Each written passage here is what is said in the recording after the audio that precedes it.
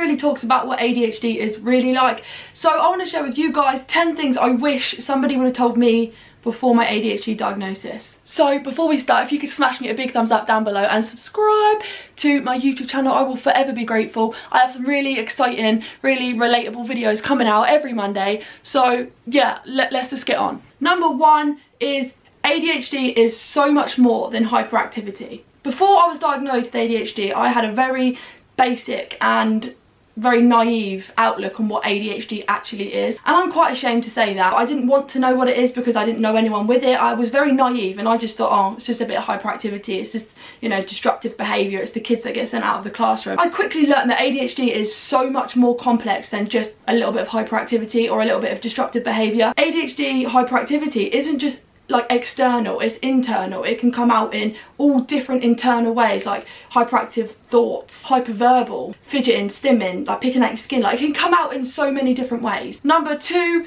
is ADHD is not about being lazy, it's a constant battle with executive dysfunction. I grew up believing that I was unmotivated, lazy, didn't want to work hard at things, didn't want to do things.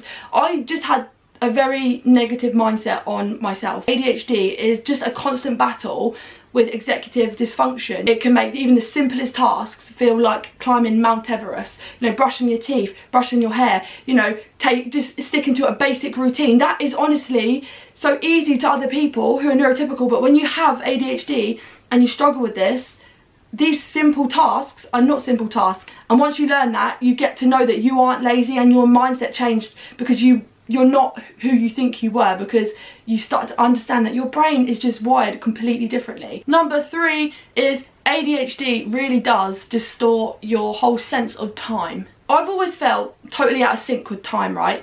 Honestly, I've always been rushing around. Even though I know I need to leave at a certain time, I can guarantee even if I leave on time and have myself organised, I won't leave on time. My family always laugh because I'm always the one running late. I'm always the last one out the door. If they say meet me at 10, I'll be there at like past. Like, it just, my whole time management and how I perceive time is just distorted. Number 4 is your need for perfectionism can be a mask for your ADHD traits. I didn't realise my need for perfectionism was basically me overcompensating for people picking out all my faults. It's my coping mechanism and my kind of protection from being told I'm not good enough for so long, like growing up, like constantly told you're not doing this good enough, I'm not doing that, you're not trying hard enough, you know, basically being made to feel inadequate in a world that just isn't made for people like me.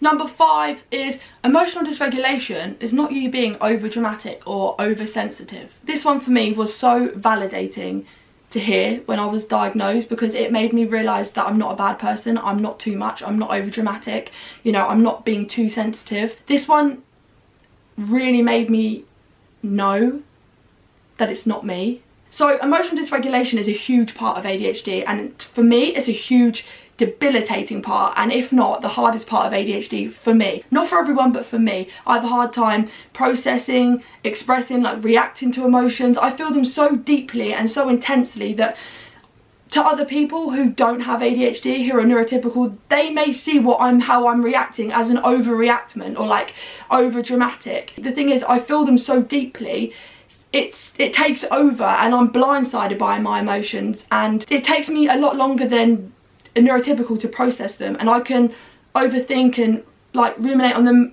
I can overthink and overanalyze them for weeks, months and years after they've like an emotional event has happened. It lasts a long time for me. I can't just process them and move on. It doesn't work like that for me, and once I learned that, it was so validating, and it made me realise that I'm not a bad person for feeling my emotions so intensely. Number 6 is when you have ADHD, you can find friendships and relationships really overwhelming and challenging. Number 7 is please do your research on what RSD is, rejection sensitive dysphoria.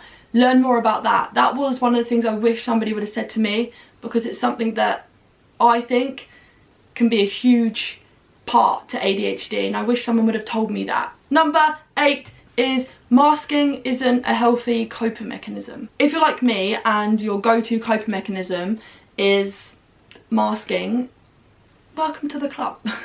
This is something that I like to describe as like camouflaging. Like you just try to camouflage, become the person that you think everyone wants you to be in all different social kind of environments, work environments, professional environments.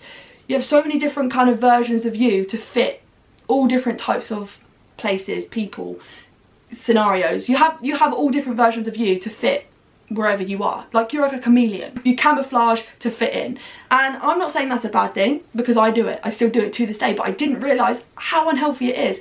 I didn't realise how disconnected I was from myself. I forgot to celebrate Molly. I just wanted to be what everyone else wanted me to be. I was becoming a chronic people pleaser, and I still am to this day. I'm not saying I'm not, but just acknowledging that fact that masking isn't healthy, and masking can really make you forget who you are, and who you are is enough, and you should be celebrating who you are. And when it comes to, you know, finding who you truly are, it's almost like you've been lost in all those different versions of you. And I don't want you, I don't want us to be lost in a crowd of all different versions of us. Number 9 is ADHD can have a huge impact on your quality of sleep.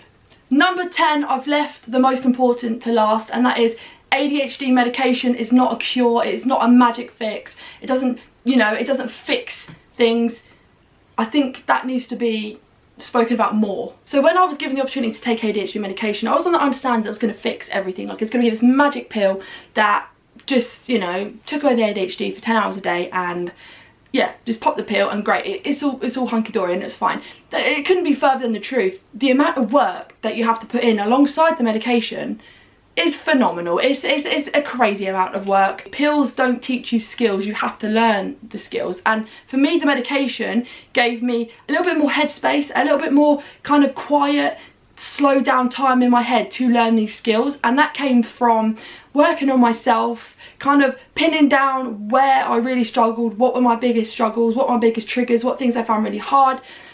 I had to work a lot on myself before this medication could really take effect. So those are the 10 things I wish someone would have said to me before I was diagnosed, or even just after I was diagnosed. I think these things are really important to talk to a newly diagnosed person about, because the things that I had to figure out on my own, and it's not easy to figure these things out. It takes time, and like the resources that I have, I'm privileged to have. Not everybody has these resources, so I really wish that these were more kind of known and spoken about more. So I really hope that they've helped you and you're able to learn new things from me, because that's, you know, that's all I want to do. I want to help people who are like me. But yeah, thank you so much. There'll be another video up next Monday for Molly's ADHD Mayhem Mondays. I'm going to be posting a video every Monday, hopefully. Yeah, so thank you so much. I'll see you next time. Bye.